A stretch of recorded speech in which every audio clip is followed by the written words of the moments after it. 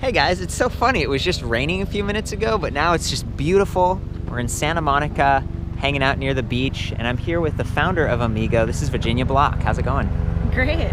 This is a lot of fun. You know, we've got two of your bikes. This is the Infinite model, and we've been cruising around town a little bit, getting some, I don't know, just nice weather, checking out the different perspectives. It's kind of crazy. We've seen so many people on bikes and little scooters and stuff like that. I want to jump in to the specs on this, but first, like, a little background on the company. It sounds like you've been around since 2010. Yeah, 2010. We have been manufacturing bikes since really 2010, 2011. Switched over from scooters to bicycles in 2012. Wow, and then you're based in Toronto, but you have a handful of shops in the US and in Canada. Yeah, we do. So we sell online through a few dealers in both Canada and the US, and then we also have a large retail store downtown Toronto with a retail warehouse across the street that's actually 10,000 square feet big. Wow, that's awesome. I want to check that out at some point, and you should. It's fantastic to have your bikes here. So we were just at the bike shop of Santa Monica. It's just like right down the street. It's kind of fun. This is the little logo, and we were hanging out with Andrew. Andrew, okay. And he's also Canadian too. He's Canadian too? Yes. Yeah, super friendly. Like, just kind of fun if you're in town, like checking it out and stuff. So yeah, I'm going to talk about the specs and jump into this. So this is the Infinite model. We're looking at the step-thru right now. It has a pretty low standover height, but it's still pretty rigid because of these two down tubes. And then the battery's really well protected there. It's a semi-integrated battery, so it actually like tips out to the left, and I'm going to show that a little bit later. You also sell like a high step that's a little more masculine. It comes in black and brushed aluminum, right? Yes. Yeah, and these two colors, I really like this. It's like metallic gold, or what was this, the space gray? Space gray, yes. And we were looking at... Matches our computers. Or phones, right, with the Apple devices. Yeah. These are really pretty colors. So, you know, coming back to what this bike offers, an all aluminum frame, only one size, but a couple colors. That's really nice.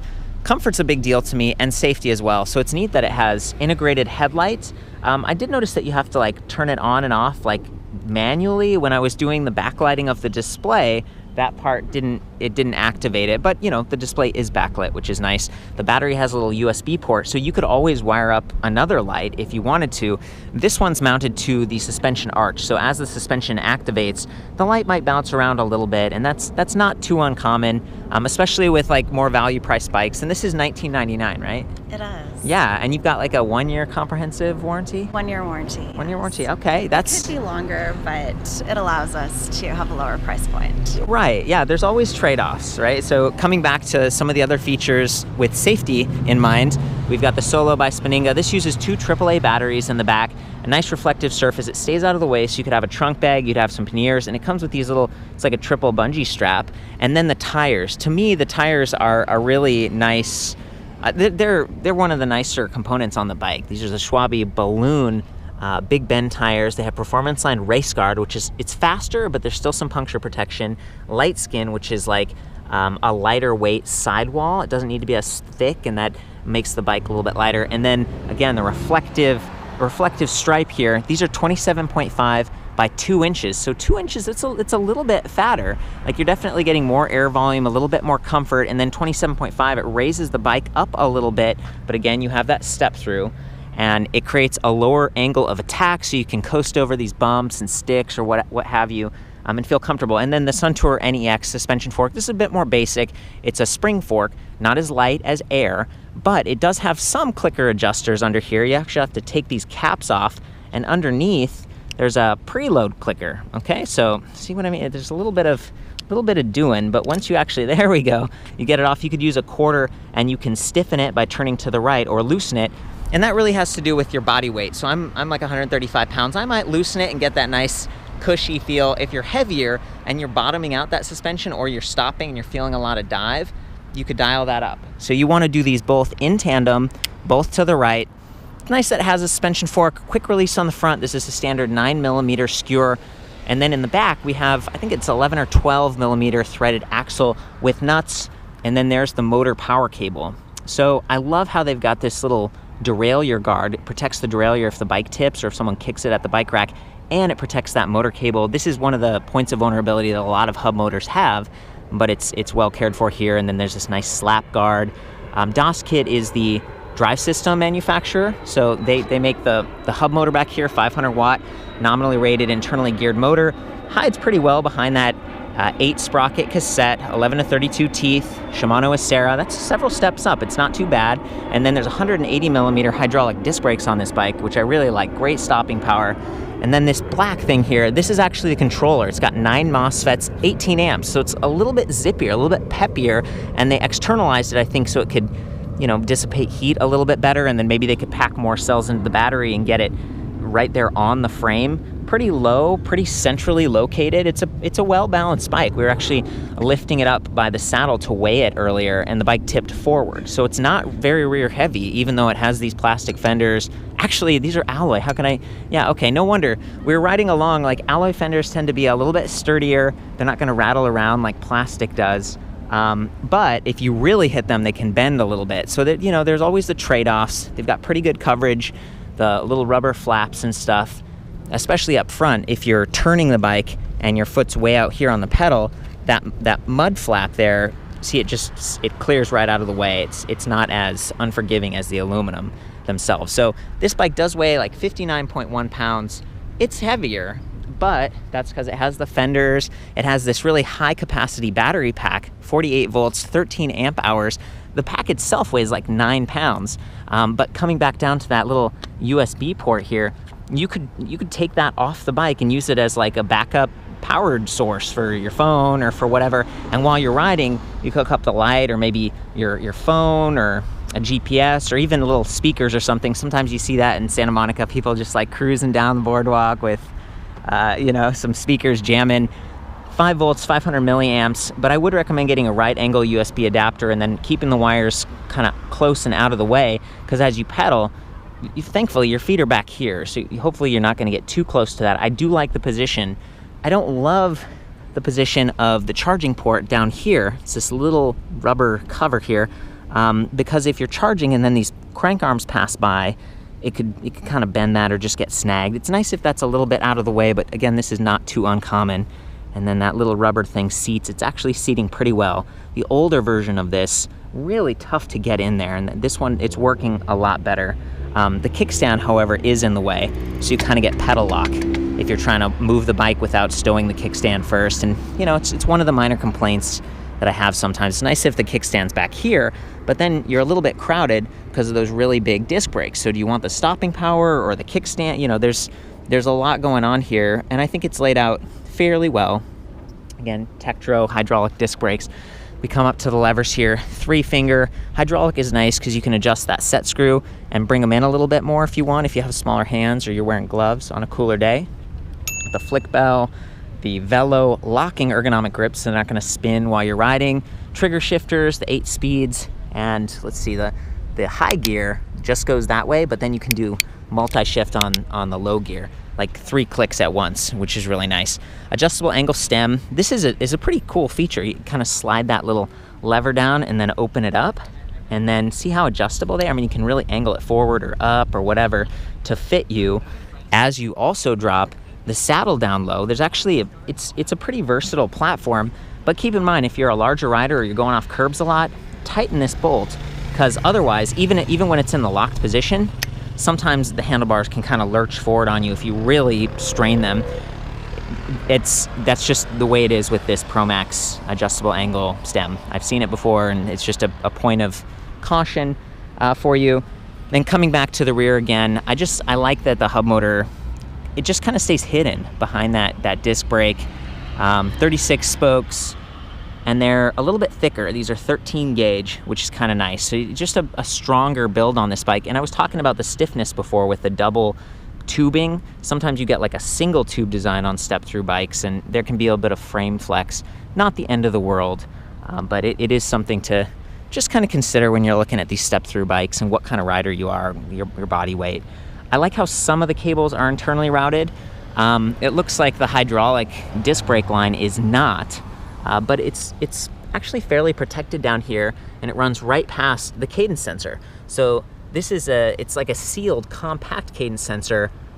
I believe it has 12 magnets inside, so it's pretty high resolution, fairly responsive, and it's just not going to get kicked or bumped and gunked up the way that the older cadence sensors would that were more exposed and you could actually see the magnets in a circle. I like that. It's a pretty good setup. This bike does also have a trigger throttle, so you've kind of got a whole bunch of different drive modes. And it's nice if you're someone who struggles to start at a stop sign, or maybe you want to catch up with a friend or something. Throttles are nice, but then it does make this like a class 2 electric bike. And actually it's sort of a class 3 because it can go up to 25 miles per hour. So, you know, there are some settings here, and you can actually get into the display panel and you can turn the speed down if you want to, which is nice. Some people don't want to go super fast, and of course you lower the top speed, you're also going to extend your range. So it's a pretty versatile platform. You know, why did you guys have the higher top speed option? Is that something people ask for, or?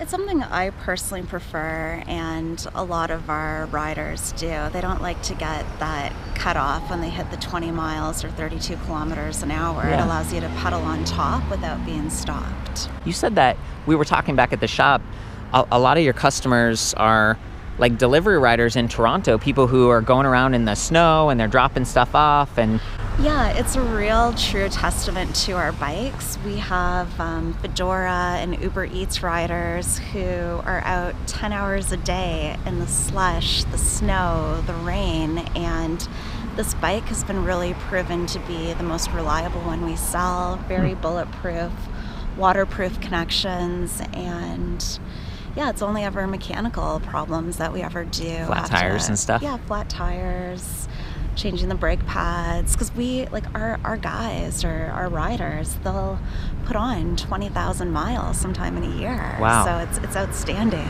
And then back to the speed thing, if you wanted to make this kind of a class 1, you could just disable the throttle, take it off, and then you could dial down the speed. It is really easy because it's just from the display, it's just a plug and play, so you can easily disconnect the throttle, remove it if you don't want that throttle, and it makes it very flexible. There's a lot of options. So, you know, what I'm getting at is here, back in the review, the written review, I talk about this being like a class 2 and a class 3 kind of because of the higher speed. And it could even be a class 1. Right, yeah, there's a lot of options depending on how you want to work with that. So I've talked about the motor, we talked about the battery, we've looked most of the frame, but I want to call out a couple more things.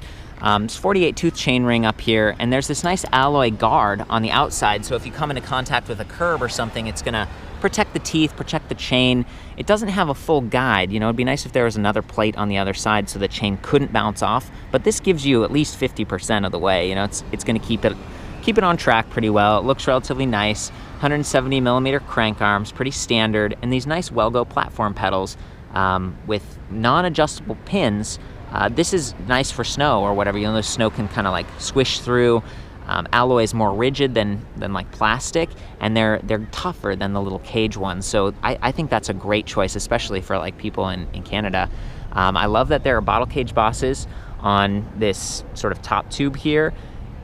It is going to make your step through a little bit more complicated, and you might kind of bump that occasionally, but it's just nice to have. You could always put a folding lock or a mini pump or something if you didn't want to carry panniers or something on this rack. And I believe the rack's rated up to about 55 pounds, 25 kilograms. Nice stuff. You know, it's relatively out of the way, but if you lower that seat, you know, all the way, let's see if we can undo that, you'll notice that if you did have a bag back here, there's a little bit of rack space that's kind of, it gets in the way of the saddle. So just keep that in mind and think about what kind of panniers you're gonna set up. And if you're someone who's a little bit shorter and this is too high, you can get a non-suspension post, and then you get another 2 or 3 inches. So the sort of saddle height's even lower. Yeah, actually that's the setup that Virginia has. Look at that. So really low, and it doesn't collide with the rack at least, and you still have a lot of room back here. So I'm kind of thinking with you, the Freeway gel saddle is a pretty comfortable one, and that's a relatively low standover height, but the frame comes in one size, and the high step and the step through are about the same. They're like 19 inches, which is, it's a little bit bigger, and the wheel size being 27.5 versus 26, it elevates the whole frame. So it's efficient, and you've got that nice rolling momentum. It's just a little bit taller. Yeah, you definitely have to be over 5 foot to ride. How tall are you, Virginia? I'm 5'5". Woohoo! Okay. I'm wearing heels right now, though, Sweet. so I might look a She little look, bit taller. I'm like 5'9". We're gonna go riding later, so you can see. And you had the saddle up. But I had for it up your, higher. Yeah. But we have several people that are 5'1", 5'2", but it also depends on how long people's legs are. Okay. Just worth noting, you carry some other models, so they have like the Freedom. It's a folding bike. It's probably a little bit and smaller. it's a nice lower step too. Yeah. So, yeah, when we have customers that are shorter, we often recommend that one. And we'll review those separately too. So there will be some interesting comparison options for you guys. We talked about a lot of stuff now. I want to actually show you the battery removal. So I was talking about this. It's a heavier battery, but 48 volts, a little bit zippier, and then 13 amp hours. This is over 600 watt hours. It's pretty hefty battery, and I guess I got that handle there for a reason. I'll grab that and take it off. You can charge it on or off the bike. It uses the exact same charging interface. There's a little 4 LED sort of charge level indicator. And then this is the half integrated frame design that I was talking about a minute ago. And I'll try to do this with one hand and my foot. Just kind of step this in. There we go. And then click it. Oh yeah, really satisfying. And I think that the key is like spring loaded too. So it's a nice battery design, and it allows the tubing to be close. It protects the battery. I did want to show the charger. We did bring it. So this is like 1.5 pounds, 2 amp charger, little plug, just very generic in my opinion. It's not the smallest, it's not the biggest, it's not the heaviest, and it's kind of average speed. So you could toss that in your backpack and get even further range. But what was your estimate? It was like 30 to 65 miles or something? Yes, and we have seen people have gotten up to 70 miles too. Wow, yeah, so it all depends on like your weight, the conditions of the road, the wind even, and whether you're in the highest level assist or the lowest. So I'm gonna go through that next. Let's do this. I love that the display panel, you don't have to press anything on the battery. You come up here, you hold the M button for a couple seconds, which I think stands for mode, and then it kind of powers up. This is a DOS Kit L7, 6 bars on that battery indicator. So nice. It's a little it's a bit more precise than the 4 or 5 bars. And then speed, it's in miles per hour. Assist, it's in 1 right now. I could actually press the minus key and go down to 0, and the throttle is active, which is kind of nice. So, you can be in a situation where you're not being surprised by pedal assist activating, and pedal assist level 1 is actually it's kind of zippy. Like I got on this bike and I started pedaling, it was zip, it gets you going. I think because of that higher amp controller down there, and then just a 500 watt motor, the bike feels capable is what I'm saying. And the motor is separate from the drivetrain, so when you're pedaling, the chain is going through the gears and stuff. You're not going to get like extra wear the way you would with a mid-drive. And again, there's some cost savings here with a hub motor and that throttle option, which is nice. And then we've got, I think this is like trip distance, and then timer, and then let's see, max speed, 28.8 miles per hour. I was really flying. And then trip time. So, you just press the M button, you go through that stuff. If you hold the minus key for a couple seconds here, we got walk mode. Yeah, there it is. It's like 3.7 miles per hour, which is kind of nice. And then the plus button, if I hold it for a second, that's what gets us our backlighting, and you can't see it because it's super sunny and beautiful right now, but everything's all integrated in this display. And you see the throttle's on this side, but Virginia says a lot of times they set it up on the right side, and then it would push down versus pushing up. I think it's nice that you could choose whichever one you want. If you do it on the right, it makes these trigger shifters maybe it's a little crowded, right? It starts to get crowded, especially with the bell.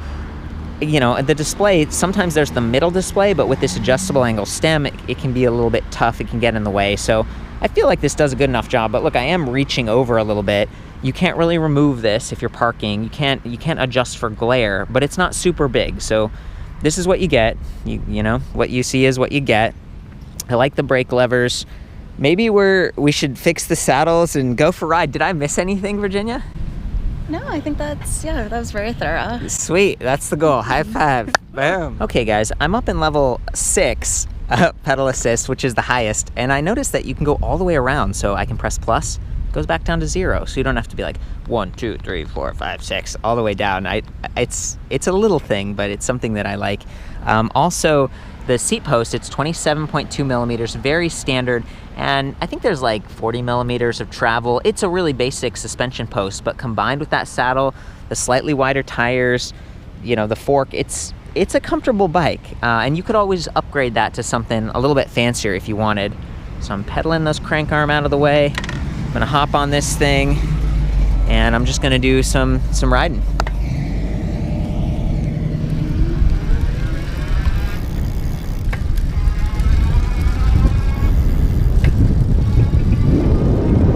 Definitely a momentary delay because it's a cadence sensor, and it's more of an on-off feel, and you've got that zippier DOS kit motor, but you know, the throttle is still a variable speed, so you can activate that thing and get yourself going. This time I'm gonna do the throttle.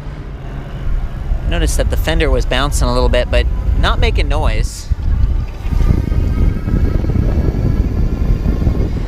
Hey guys, you can see up here, I realized that it's a tapered head tube, so 1.1 to 1.5 inches, and you could upgrade that suspension to one with lockout or an air fork or something over time. If this was an 1.1 inches straight, you would have fewer options. From here you can see that 48 tooth chain ring with the guard on the outside. Again, that's going to keep your skirt or your pant leg just from touching the chain, keep it real nice. 11 to 32 tooth on the 8-speed cassette back here, the slap guard. Listen for the fenders, listen for how quickly the motor starts and stops. The left brake lever right now, it does have a motor inhibitor, not the right one. They're gonna sounds like they'll add one for both, and that just gives you a quicker cutoff. It's nice that it has them at all, but it's kind of a safety element, and something gives you more control if you accidentally bump the throttle but you've got the brakes pulled. And of course I'm in the highest level of assist just so you can really hear that motor, but it'll probably be quieter if you're in any of those other levels. Also, it's kind of interesting. I'm used to seeing just like 1 through 4, 1 through 5 levels assist, but you get 6 here, so there's a little bit more, I don't know, just more increments. You can refine it for how you want to ride.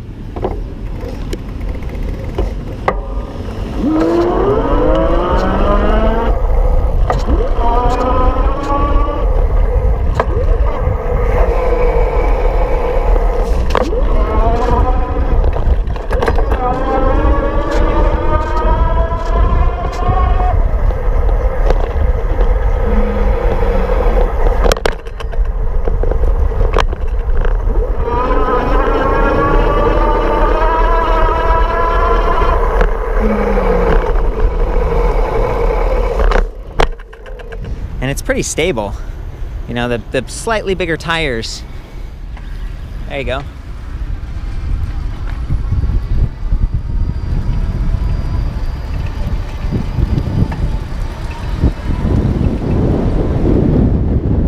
Woohoo! It's pretty out here. Check this out, guys.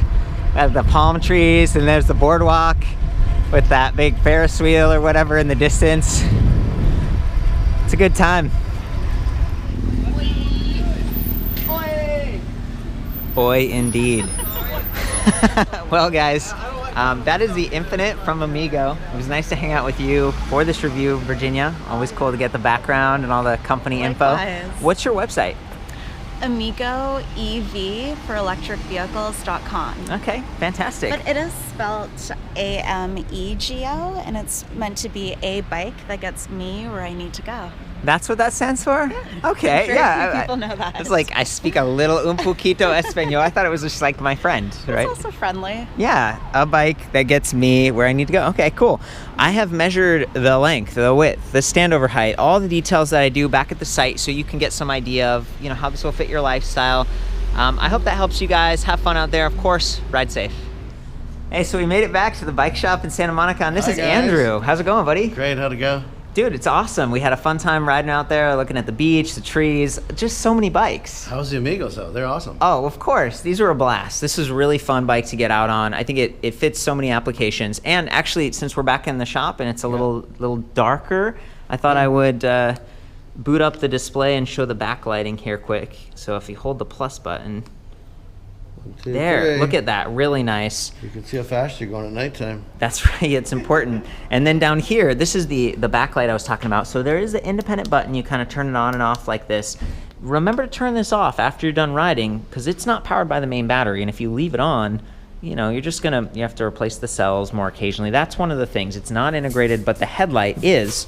But it also has sort of a, you know, you have to physically press it, and it's pretty. Can you shine it over there? Like kind of move it? Yeah, There you that's go. right. Not bad, man. Hey, look at you, scene. Thank you again. Thank you again. Well, you're right here on Main Street, so if Yeah, people want to come 2400 in. Main Street, Santa Monica, across from the famous Earth Cafe. Nice. So coming in, and we got some like free souvenirs. Good stuff. A lot of options. I mean, there's quite a bit here, man. So thanks again for having us. Anytime. Have a great day.